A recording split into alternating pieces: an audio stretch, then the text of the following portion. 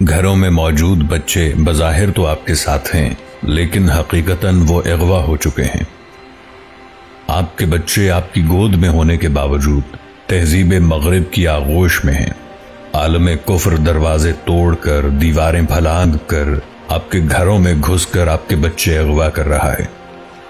آپ کا T V, mobile اور دیگر چھوٹی بڑی اسکرینیں آپ کے بچوں کے دماغوں پر قبضہ کر چکی ہیں۔ ان کے دلوں کو سیاہ اور پراگندہ کیا جا رہا ہے۔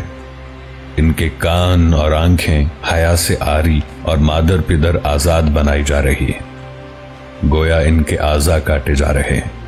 اب یہ صرف مسخ شدہ نعشیں ہیں۔ بچوں کا چہرہ سامنے ہونا ہی ان کا موجود یا محفوظ ہونا نہیں کہلاتا۔ بچیوں کے سر سے دوپٹہ سرک کر بدن سے بھی جان چھڑا رہا ہے۔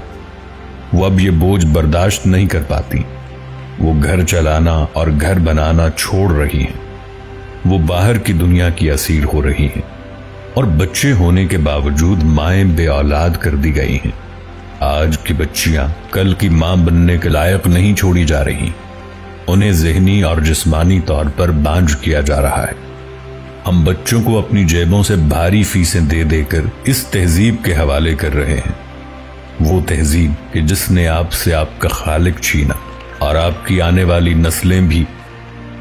یہ بچے نہیں، اگلی نسل کے والدین اغوا ہو رہے ہیں، اور یہ اغوا شدہ بچے کل کو کس طرح کے ماں باپ ہوں گے، اس کا تصور بھی بھیانک ہے۔